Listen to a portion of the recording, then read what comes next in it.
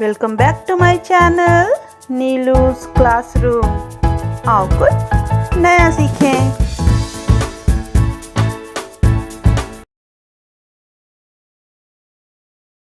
Hello friends, welcome back to my channel Neelu's classroom. तो आज हम पढ़ेंगे इन्वायरमेंटल स्टडीज़ का हमारा चैप्टर जो है, आज का टॉपिक वो है और इन्वायरमेंट। तो इन्वायरमेंट क्या होता है? The space around us is made of various elements in our environment। तो हिंदी में हम environment को बोलते हैं हमारा वातावरण या पर्यावरण, जो हमारे चारों तरफ होता है। तो जो हमारा वातावरण होता है, पर्यावरण होता है ना। तो जो वातावरण हमारा होता है, जिसे हम environment बोलते हैं, वो बना होता है living and non living things दोनों से। तो हमारे जो चारों तरफ, जो भी हमारे चारों तरफ का जो वातावरण होता है, वो living and non living things दोनों से बना हुआ होता है। और इसे मेंटेन करना बहुत ज़रूरी है, क्योंकि हमारे लाइफ में non living things and living things दोनों का बराबर इम्पोर्टेंस होता है। To maintain harmony and balance, we must constantly make efforts to protect our environment। हमें पता है कि आजकल हमारा environment जो है बहुत ही ज़्यादा disturbed हो गया है, जिसके बहुत सारे कारण हैं, वेरियस रीज़न हैं, जो आगे हम अभी डिस्कस करेंगे। और हमारे environment को प्रोटेक्ट करने के लिए, उसे मेंटेन करने के लिए हमें बहुत सारे एफर्ट्स करने पड़ते हैं। और उन्हीं एफर्ट्स में से एक है अर्थ डे, जो आता है एवरी ईयर 22 अप्रैल को। We celebrate Earth Day to show that we care about our Earth. It is a special day to look at our planet and become more aware of its environmental problems। What are the problems that the earth is facing? तो अर्थ day हम क्यों celebrate करते हैं? हम इसलिए celebrate करते हैं ताकि हम अपने अर्थ की केयर कर सकें। इस दिन हम बहुत स्पेशल तरीके से सेलिब्रेट करते हैं, मतलब हम अवेयर करते हैं पीपल्स को, उन्हें बताते हैं कि हमारे अर्थ जो है, जो हमारा प्लैनेट है, वो किस तरीके के इन्वायरमेंटल प्रॉब्लम्स को फेस कर रहा है। और अगर वो फेस करेगा तो साफ बात है कि वो उसका असर उनके प्रॉब्लम का हम पे होगा, क्योंकि इस इन्वायरमेंट में, इस प्लैनेट पे कौन रहता है? हम रहते हैं, ह्यूमंस रहते हैं, एनिमल्स रहते हैं, प्लांट्स रहते हैं, तो सारे लिविंग थिंग्स रहते हैं, नॉन लिविंग थिंग्स रहते हैं। इन सब पे इसका असर पड़ेगा। तो क्या क्या प्रॉब्लम्स हैं जो हमारा अर्थ फेस कर रहा है?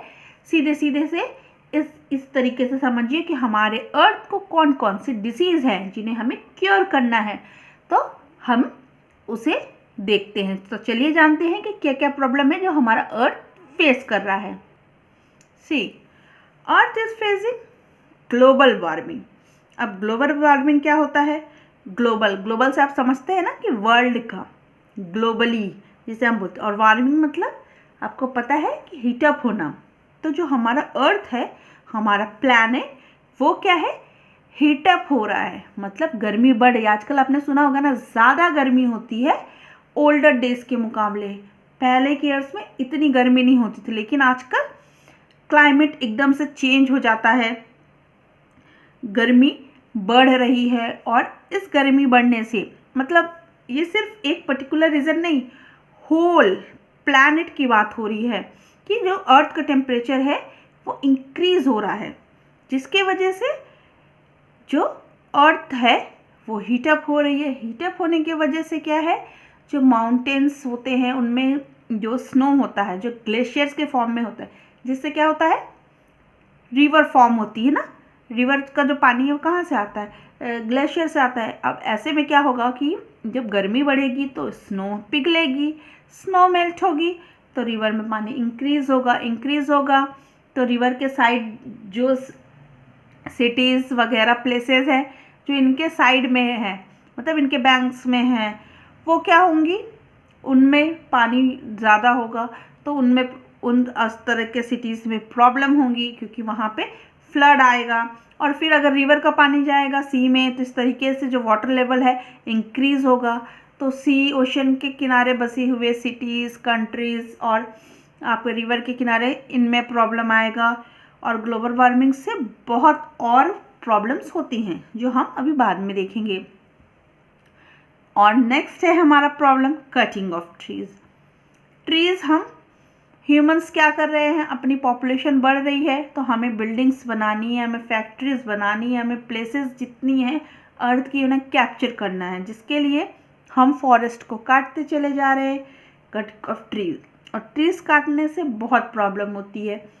डिफॉरेस्टेशन आप करेंगे तो आपको, आजकल आप देख रहे होंगे ना, कहीं पे रेन होता है ज़्यादा, कहीं पे रेन नहीं होता है, कहीं पे फ्लड आता है, कहीं पे सूखा पड़ता है, जिसके वजह से ये जो क्लाइमेटिक चेंज है ये भी किसके वजह से, कटिंग ऑफ ट्रीज़ के वजह से होता है।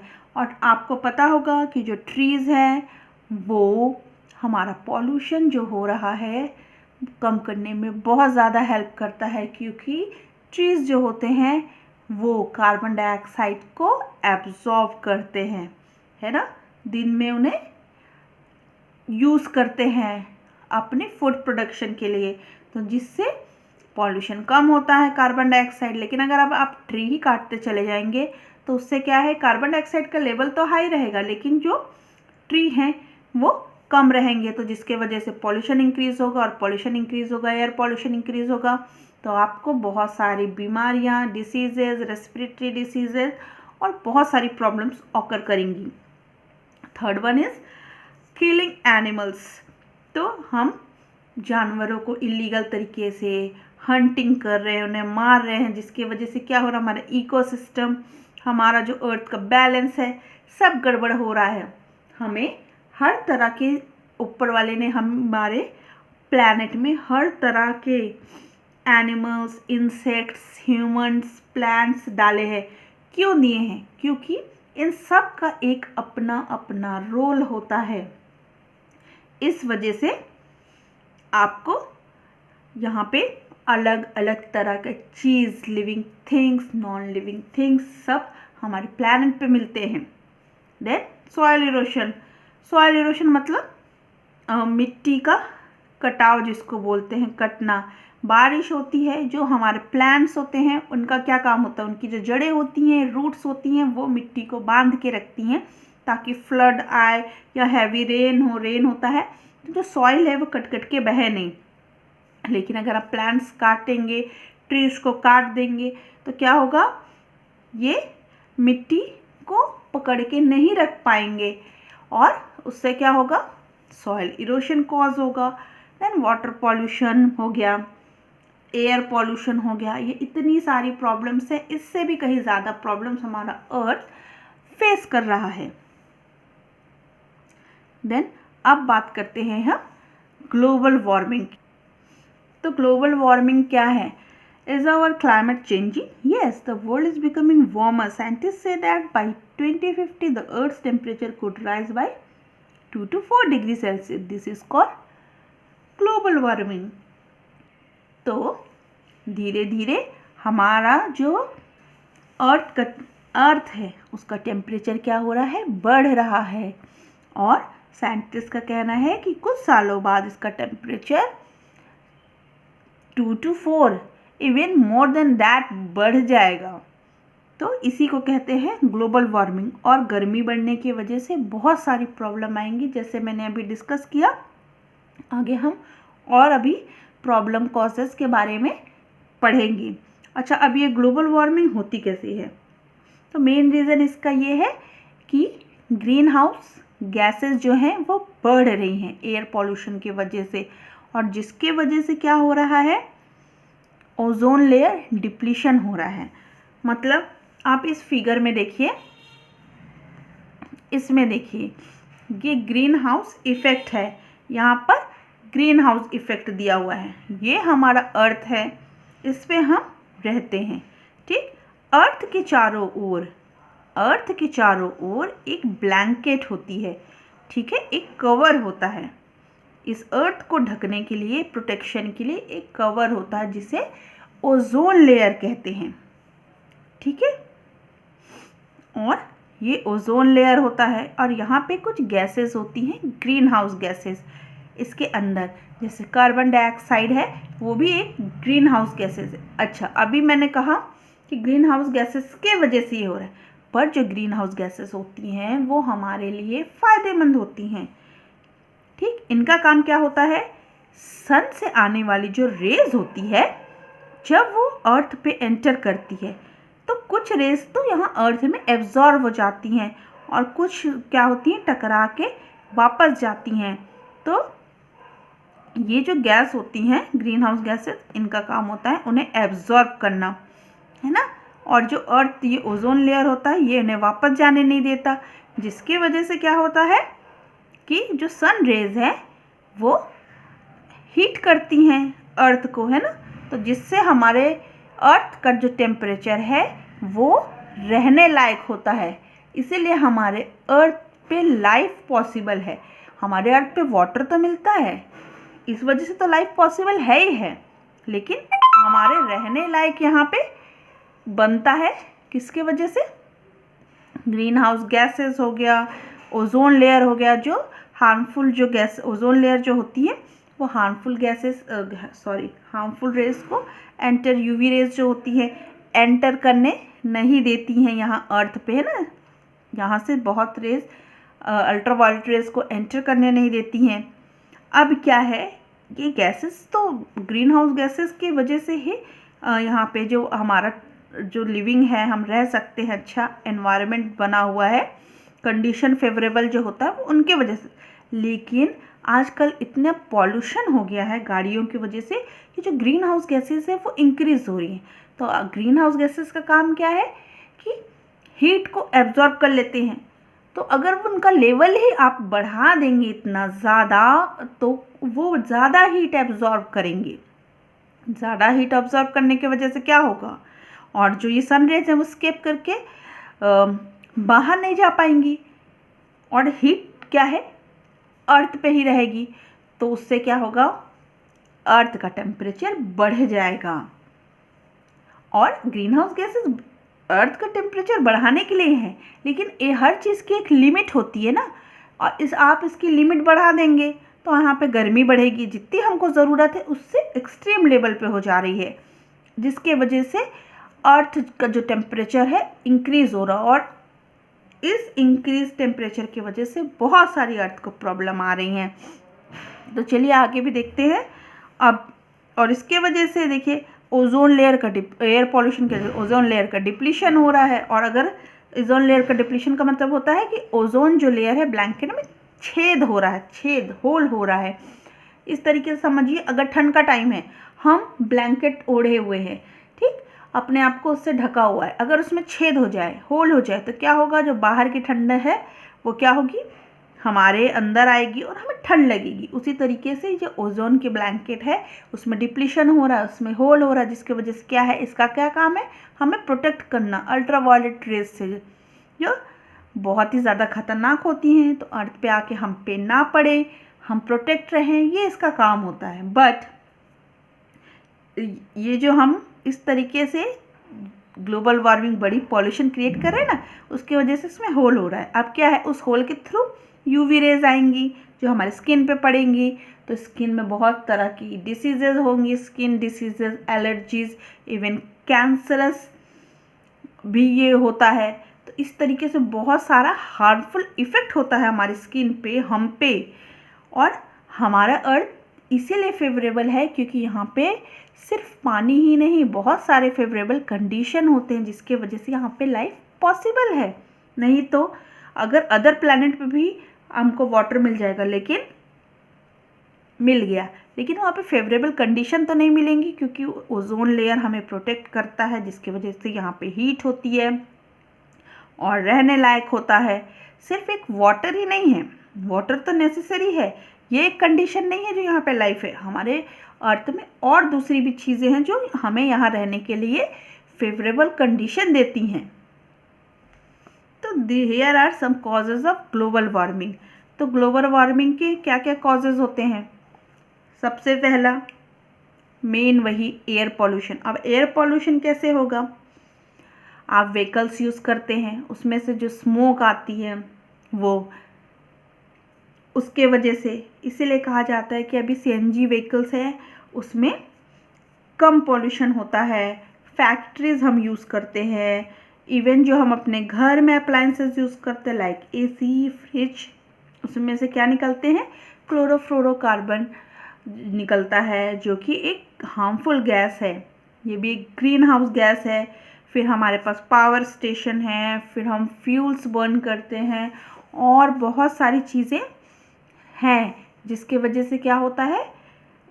स्मोक, एयर पॉल्यूशन कॉज होता है। और जो मेन रीज़न है ग्लोबल वार्मिंग कॉज करने का, क्योंकि उनमें से निकलती हैं ग्रीन हाउस गैसेस जो ग्लोबल वार्मिंग को बढ़ाती हैं। फिर इफ़ेक्ट ऑफ ग्लोबल वार्मिंग, तो ग्लोबल वार्मिंग का क्या इफ़ेक्ट होता है? अभी मैंने पहले ही बताया था कि अगर गर्मी बढ़ेगी तो क्या है? बर्फ़ पिघलेगी। बर्फ़ पिघलेगी तो वो नीचे के लोअर एरियाज़ में वाटर लेवल को इंक्रीज़ करेगा, जिसकी वजह से फ्लड होगा। फ्लड होगा तो वहाँ के क्रॉप्स वगैरह डूब जाएंगे और वहाँ पे फ्लड होगा तो फिर उस क्रॉप्स डिस्ट्रॉय करेंगे, खाने पीने की कमी होगी। फिर इस तरीके से ग्लोबल वार्मिंग के वजह से अब डिफॉरेस्टेशन होगा, पेड़ काटते हैं तो उससे लेस रेन होगा, लेस रेन होगा तो लेस क्रॉप होगा, फ्लडिंग की वजह से भी लेस क्रॉप होगा। तो इस तरीके से बहुत सारी चीज़ें होती हैं जो ग्लोबल वार्मिंग के वजह से होती है। अब ये तो मैन मेड रीज़न थे ना ग्लोबल वार्मिंग के, लेकिन कुछ रीज़न होते हैं जो नेचुरल भी होते हैं, जैसे कि फॉरेस्ट फायर। अचानक से फॉरेस्ट में नेचुरल तरीके से फायर, लाइक आपका लाइटनिंग के वजह से पेड़ों में आग लग जाना। आपने सुना होगा ना कि फायर लग जाती है। ये कैलिफोर्निया के फॉरेस्ट में सुना होगा, अमेज़न के फॉरेस्ट में इस तरीके से आपने न्यूज़ में कई बार सुना होगा कि जंगल में आग लग गई और बहुत फैलती चली गई। तो ये सब नेचुरल कॉज हैं जो इस तरीके से इफ़ेक्ट करते हैं। या फिर नेचुरल में आपको वॉल्केनो वगैरह है तो इरप्ट होते हैं, तो उसमें से भी बहुत सारी ऐसे गैसेस निकलती हैं जो ग्लोबल वार्मिंग में रीज़न होती हैं। लेकिन ये नेचुरल है तो जिसे हम रोक नहीं सकते, लेकिन जो मैन मेड है उन पे तो हम कंट्रोल कर सकते हैं ना। तो अब हम इसे प्रिवेंट कैसे कर सकते हैं? देखिए, प्रिवेंट करने के लिए मेन रीज़न तो मैंने बताया कि मेन रीज़न तो आपका पॉल्यूशन होता है। अब पॉल्यूशन कैसे कॉज होता है हमें पता है, किन चीज़ों से होता है, तो कम से कम हम उसे बंद नहीं कर सकते तो हम उन्हें कम तो कर सकते हैं। जैसे हम इलेक्ट्रिक कार्स और ट्रेन्स यूज़ करें। और ये पेट्रोल डीजल वाले यूज़ करने से क्या है, उनमें से पॉल्यूशन होता है, स्मोक निकलता है, जिनमें से बहुत ही हार्मफुल गैसेस वगैरह निकलती हैं। फिर आप स्विच करिए ना इन सब चीज़ों से, फॉसिल नहीं बंद करिए, कोल नहीं बंद करिए। जो फॉसिल फ्यूल्स होते हैं उनके जगह आप सोलर एनर्जी यूज़ करिए, विंड एनर्जी यूज़ करिए, अदर चीज़ें यूज़ देखिए उसके ऑप्शन में। फिर क्लोरोफ्लोरोकार्बन फ्री गैजेट्स का आपका इस्तेमाल करिए। इस तरीके से बहुत सारे आप प्लांट्स लगाइए, क्योंकि जो प्लांट्स हैं वो कार्बन डाइऑक्साइड को एब्जॉर्ब करती हैं, तो हमारे जो एनवायरनमेंट है, एयर है, उसमें से उसका लेवल को कम करेंगी, ऑक्सीजन ज़्यादा से ज़्यादा देंगी। तो उससे क्या है, ग्रीन हाउस जो गैसेस हैं उनका इफ़ेक्ट कम होगा, है ना। उससे ग्लोबल वार्मिंग में राहत होगी। ख़त्म तो हम नहीं कर सकते हैं, लेकिन हम कम तो कर सकते हैं, ताकि हमारी फ्यूचर जनरेशन इसे अच्छे से इस अर्थ पे अपनी लाइफ जी सके। नहीं तो आगे चल के बहुत ज़्यादा प्रॉब्लम होगी। अब प्लांट्स का हमारे एनवायरनमेंट पे क्या इफ़ेक्ट होता है? Deforestation. Deforestation means cutting of tree. People cut trees to clean land for agriculture, building houses, to use the wood to make furniture, paper, etc. But this has a harmful effect on the environment. ठीक है, हमें ज़रूरत होती है अपने घर के लिए, फर्नीचर के लिए, पेपर बनाने के लिए, अपने हाउस कंस्ट्रक्ट करने के लिए, एग्रीकल्चर के लिए हमें लैंड की ज़रूरत होती है। और हमारी पॉपुलेशन इंक्रीज़ हो रही है तो रहने के लिए घर चाहिए, हमें फैक्ट्रीज़ के लिए लैंड चाहिए, ठीक है, बहुत सारी चीज़ें चाहिए। उसके लिए हमें थोड़ा सा मेंटेन करके रखना पड़ेगा। अगर आप कहीं का पेड़ आप काटते हैं तो उसके बदले एक काटिए, उसके बदले 10 पेड़ आप लगाइए अदर प्लेसेस पे। लेकिन हम क्या करते हैं, हम बस हमें ये लैंड चाहिए, हमने पूरे के पूरे फॉरेस्ट काट दिए। अब फॉरेस्ट काट के, क्योंकि जो फॉरेस्ट है वो आप अपने लिए फॉरेस्ट काट के घर बना रहे हैं, लेकिन फॉरेस्ट दूसरों के भी घर होते हैं। हमारे एनिमल्स, बर्ड्स जो होते हैं उनके घर फॉरेस्ट में ही होते हैं। आप उनके घर डिस्ट्रॉय करते हैं तो आप किसी का घर डिस्ट्रॉय करते हैं, फिर वो लोग सिटी, विलेज यहाँ पे आते हैं, आके आप पे हमला करते हैं इस तरीके से, और उनके हैबिटेट्स को आप डिस्ट्रॉय करोगे तो इस तरीके से बहुत सारे एनिमल्स की भी डेथ होती है। और आप इस तरीके से प्लांट्स, फॉरेस्ट काटते चले जा रहे हैं, जिसके वजह से क्या हो रहा है, ग्लोबल वार्मिंग हो रहा है। एक तो ग्लोबल वार्मिंग की वजह से क्लाइमेट चेंज हो रहा है। आप देखे होंगे कभी भी वेदर चेंज होता है, कभी बहुत गर्मी है, कभी ठंड हो जा रही, कभी कहीं पे बहुत कम बारिश हो रही, कहीं पे बहुत ज़्यादा बारिश हो रही है, जिसकी वजह से लैंडस्लाइड होता है, पॉल्यूशन बढ़ता है। पेड़ नहीं होते हैं तो क्या होता है कि पेड़ की रूट्स जो होती है वो मिट्टी को पकड़ के रखती है। तो पेड़ इस तरीके से कम होते जा रहे हैं तो मिट्टी है, जो बारिश होती है उस समय क्या होता है, लैंडस्लाइड्स हो जाते हैं, क्योंकि ये माउंटेन्स वगैरह में जो ट्रीज़ होते हैं ये पकड़ के रखते हैं सॉइल को, तो लैंडस्लाइड्स होने नहीं देते हैं। अब फॉरेस्ट आपने काट दिया, वहाँ से प्लांट्स आपने काट दिए, पहाड़ों को आप काट काट के वहाँ पे हाउसेस बना रहे हैं, सड़क बना रहे हैं, आप रोड्स बना रहे हैं, सब कुछ कट कर रहे हैं वहाँ से भी, तो क्या होता है, वहाँ पे लैंडस्लाइड हो जाती है, सॉइल इरोशन होता है। क्योंकि ट्रीज़ का काम होता है कि सॉइल को एक साथ बांध के रखना, उनकी रूट्स उनको पकड़ के रखती हैं, लेकिन आपने उनको भी कट कर दिया है, जिसके वजह से सारी के सारी बारिश के वजह से सॉइल बह जाती है और कटाव शुरू हो जाता है, जिसके वजह से लैंडस्लाइड होना, इस तरीके की बहुत सारी चीज़ें होती हैं। फिर हमें क्या करना चाहिए इन सब से बचने के लिए, हमें जिस तरीके से हमने पेड़ों को काटा है उसी तरीके से हमें पेड़ों को लगाना चाहिए। और planting of a tree is called afforestation. India में हम जुलाई में सेलिब्रेट करते हैं वन महोत्सव, जिसमें हम बहुत सारे प्लांट, सैम्पलिंग ऑफ ट्रीज़ को लगाते हैं। ये एक तरह का हम फेस्टिवल मनाते हैं जो ग्रेट फॉरेस्ट फेस्टिवल है, ताकि हम बहुत सारे पेड़ों को लगा सकें। हम पॉल्यूशन से और कैसे बच सकते हैं, बेस्ट आउट ऑफ वेस्ट, मतलब जो गार्बेज है, जो चीज़ें, हर गार्बेज को हमें नहीं बर्न करना चाहिए, जिससे बहुत ही ज़्यादा पॉल्यूशन होता है। प्लास्टिक बर्न कर देते हैं, ऐसी चीज़ें जिन्हें हमें नहीं बर्न करना चाहिए, बर्न करते, जिसकी वजह से पॉइजनस गैसेस एयर में मिल जाती हैं। ड्राई लीव्स हो गई जैसे आजकल हमने सुना है पराली जला रहे हैं, वो सब क्या है, एयर को पॉल्यूट करते हैं। इसके जगह हमें क्या करना चाहिए, जो बायोडिग्रेडेबल गार्बेज है ना, उसे हमें अर्थ में डिग कर देना चाहिए। क्योंकि बायोडिग्रेडेबल मीन्स का होता है वो बायोलॉजिकली, मतलब वो नेचुरली डिकम्पोज्ड हो जाते हैं, मतलब खुद ही, जिसे हम कहते हैं गल जाते हैं, सड़ जाते हैं, ठीक है, और वापस मिट्टी में मिल जाते हैं। वो होते हैं बायोडिग्रेडेबल्स, means those that are capable of being decomposed by biological agents, especially bacteria. For example, vegetables peels, fruits peels, etc. Even human body is biodegradable. तो सॉरी, मतलब वो वापस मिट्टी में मिल जाते, डिकम्पोज हो जाते, क्योंकि हमें पता है कि सॉइल में क्या होते हैं, बहुत सारे बैक्टीरिया पाए जाते हैं ना, जो क्या करते हैं, इनको कम्प्लीटली डिकम्पोज कर देते हैं। इसलिए हमें इधर उधर गार्बेज नहीं फेंकना चाहिए। अब इनको हम अर्थ में मतलब डिगअप कर देंगे लैंड में, तो उससे उन गार्बेज से क्या बन जाएगा, मैन्योर, खाद, फिर वो हमारे यूज़ आ सकते हैं।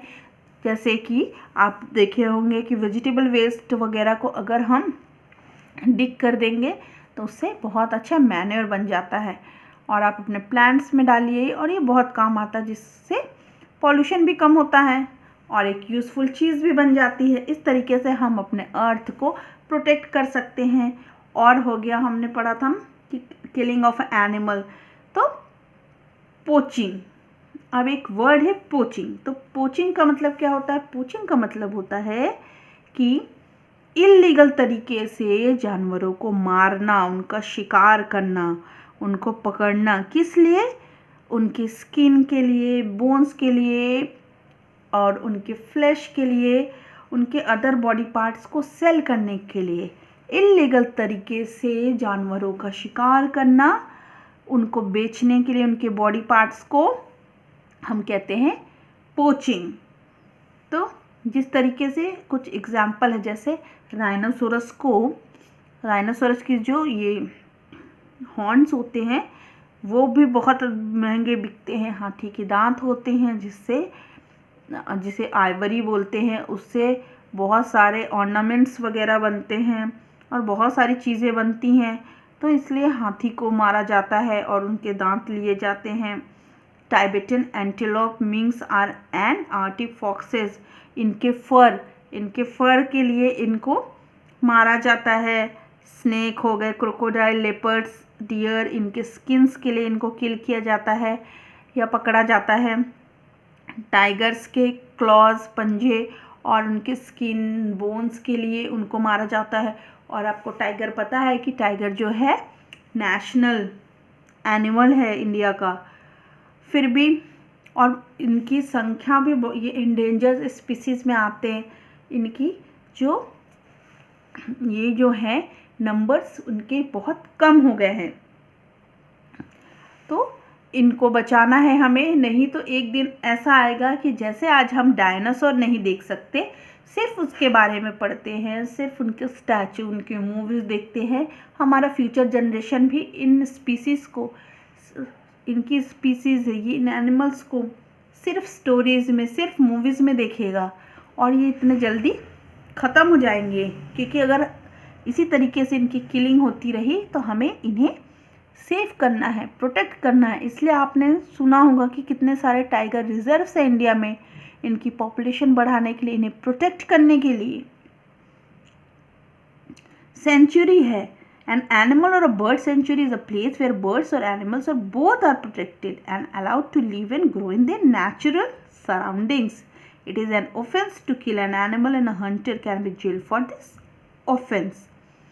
So जो आपने वाइल्ड लाइफ सेंचुरी सुना होगा ना, या बर्ड सेंचुरी, उसमें क्या होते हैं, इन्हीं तरीके के एनिमल्स को या बर्ड्स को रखा जाता है ताकि वो प्रोटेक्टेड रहें और वहाँ उनका नेचुरल सराउंडिंग्स, जैसे वो जंगल में रहते हैं उस तरीके के ही एनवायरनमेंट में उनको रखा जाता है। वहाँ पे हंटिंग करना, एनिमल्स को किल करना एक क्राइम है, तो वहाँ पे इन्हें प्रोटेक्शन दी जाती है, अपने नेचुरल एनवायरनमेंट में रह सकते हैं ताकि ये इनके नंबर्स बढ़ सकें।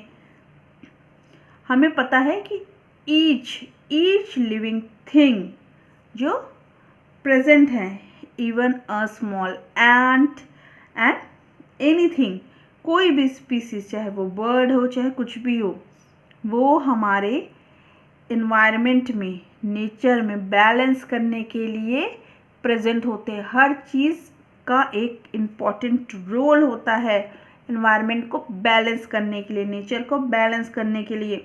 और धीरे धीरे कुछ स्पीसीज़ है एनिमल और बर्ड्स की जिनको हम एक्सटिंक्ट कर रहे हैं, उनका शिकार कर रहे हैं, किसी का हैबिटेट को हमने डिस्ट्रॉय कर दिया जिसकी वजह से वो एंडेंजर्ड हो गए हैं। तो हमें ऐसे एनिमल्स को, बर्ड्स को प्रोटेक्ट करना है, क्योंकि जिस तरीके से हमारा इम्पॉर्टेंट रोल है इस अर्थ पे, वैसे ही उनका भी है। इसलिए सिर्फ हमारे रहने से ये अर्थ पे लाइफ पॉसिबल नहीं है, ना सिर्फ उनके रहने से। हम सबको मिल के यहाँ रहना होगा, तो ही यहाँ का नेचर जो है वो बैलेंस होगा। देन अब पॉल्यूशन, हमने चारों तरफ ऐसा पॉल्यूशन करके रखा है, पॉल्यूशन हर तरह के पॉल्यूशन अर्थ पे प्रेजेंट हैं।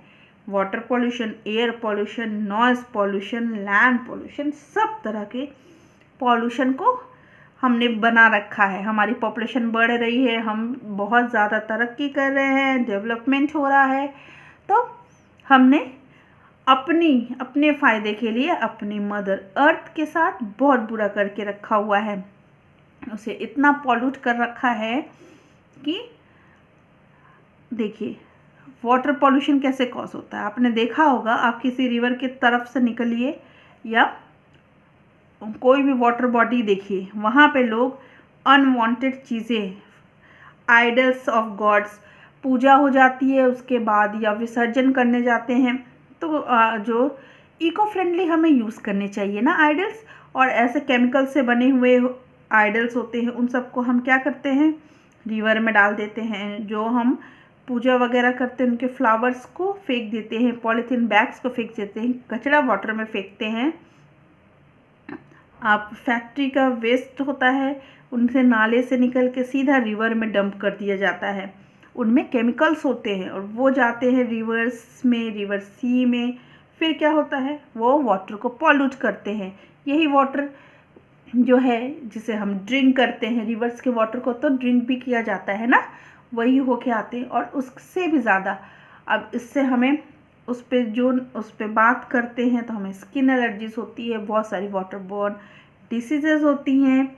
इसके अलावा इन वाटरों में रहते हैं aquatic animals, aquatic life present होती है, वो बेचारे मर जाते हैं। फिशेस होती हैं, डेथ हो जाती है उनकी, इतना हैवी पॉल्यूशन होता है। तो हम अपने फ़ायदे के लिए चारों तरफ पॉल्यूशन करते हैं, जिसके वजह से दूसरे लोग सफ़र करते हैं, हमारा अर्थ सफ़र करता है, इवन हम भी बहुत सफ़र करते हैं। एयर पॉल्यूशन, अब हमें पता है एयर पॉल्यूशन में आप देख सकते हैं व्हीकल से, फैक्ट्री से धुआं, चारों तरफ सिर्फ स्मोक ही स्मोक आपको नज़र आ रहा है। तो हमारे डेली लाइफ में बहुत सारी ऐसी चीज़ें, कोई इधर पे जला रहा है, कोई गार्बेज जला रहा है, कोई फैक्ट्री में से धुआं निकल रहा है, इतने व्हीकल्स हो गए हैं कि उनमें से धुआं निकल रहा है, चिमनी से धुआं निकल रहा है, जो हम क्या करता है, आँखों में जलन, स्किन की बीमारी, आइज़ की बीमारी, थ्रोट की बीमारी और बहुत सेवरल तरह की चीज़ें कॉज करता है। कहीं पे वुड जल रहा है, कहीं पे कोल जल रहा है, ये भी है। फॉसिल फ्यूल्स को बर्न करते हैं। दिवाली के समय सुना होगा, बहुत सारे क्रैकर्स बर्न करने की वजह से एयर पॉल्यूशन इंक्रीज़ होता है। ये किसी रिलीजन की बातें नहीं है। देखिए, ये पॉल्यूशन जो होता है वो क्या होता है, Diwali is a festival of lights, so आप कैंडल जलाइए, लाइट जलाइए, लेकिन उससे नॉइज़ पॉल्यूशन बढ़ता है क्योंकि बहुत आवाज़ होती है। दूसरा, आप एयर पॉल्यूशन कॉज करवाते हैं। और बहुत सारी फैक्ट्रीज जो फायर क्रैकर्स बनाती हैं, वहाँ पे as a child labour encouragement होता है, चाइल्ड लेबरों से बनवाया जाता है। और आप अपने मनी वेस्ट करते हैं, क्योंकि इससे क्या होता है, आप अपने फटाकों में आग लगाते हैं, 2 पल की खुशी, पैसे वेस्ट होते हैं। नॉइज़ पॉल्यूशन होता है, एयर पॉल्यूशन होता है, तरह तरह के हादसे हो जाते हैं, बहुत लोग जल जाते हैं। उससे भी ज़्यादा इनमें केमिकल्स होता है, जो केमिकल्स आप यूज़ करते हैं, इस तरीके से केमिकल्स होते हैं जो हमारे बॉडी पे इफ़ेक्ट करते हैं। तो बहुत सारे इनमें से चीज़ें होती, इसलिए से नो टू क्रैकर्स बोला जाता है, क्योंकि ये बहुत ज़्यादा नुकसान करते। 2 पल की खुशी देते हैं, लेकिन इससे जो आपको नुकसान होता है वो कहीं ज़्यादा होता है। तो आप फेस्टिवल सेलिब्रेट करिए, लाइट के साथ सेलिब्रेट करिए। जैसा इको फ्रेंडली आप जलाइए, कम यूज़ करिए क्रैकर्स का। ऐसा नहीं है कि आप बिल्कुल भी ना करें, लेकिन आप कम तो कर सकते हैं ना किसी चीज़ को रिड्यूस। अब हम अपने एनवायरनमेंट को सेव कैसे कर सकते हैं। तो आपने सुना होगा कि 3 ways, the 3 R's, reduce, reuse and recycle। In 3 R से हम अपने अर्थ को प्रोटेक्ट कर सकते हैं। First, reduce. Reduce means to reduce, मतलब किसी चीज़ का कम वेस्ट करना, रिड्यूस करना। तो हमें बहुत ज़्यादा अधिक कचरा नहीं फेंकना चाहिए, खाना नहीं वेस्ट करना चाहिए। हमें जो बॉटल्स हैं ऐसी बॉटल्स यूज़ करना चाहिए जो रिटर्न हो जाएं, जो हम रीयूज़ कर सकें, है ना। हमें पेपर को दोनों साइड्स, जैसे हमने प्रिंट पेपर लिया तो उसके एक साइड प्रिंटेड होता है, दूसरे साइड वाइट पेपर होता है, तो हम उसे यूज़ कर सकते हैं। इस तरीके से पेपर बचेगा।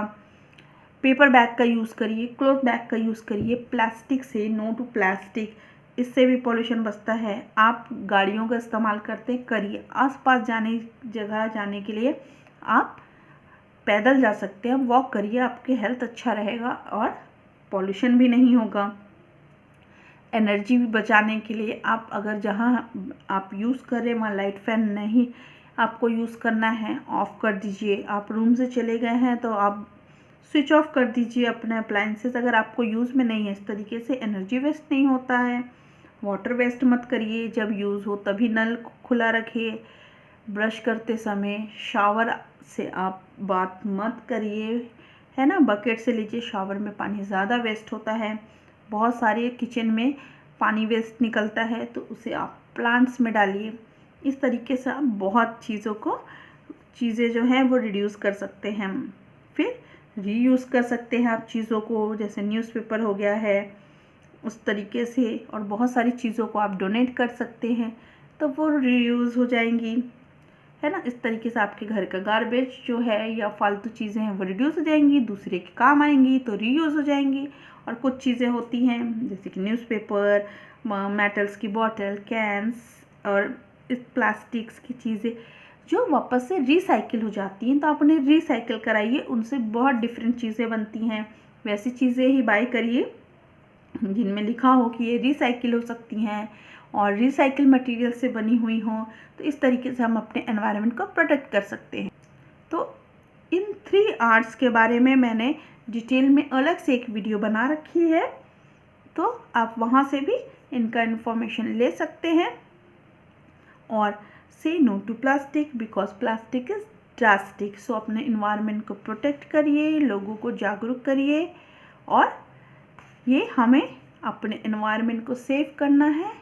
ये हमें इसी एज से सीखना होगा ताकि जब हम बड़े हों तो हम अपने एनवायरनमेंट के बारे में बहुत अच्छा सोच सकें, और इसकी शुरुआत हमें आज से ही करनी चाहिए।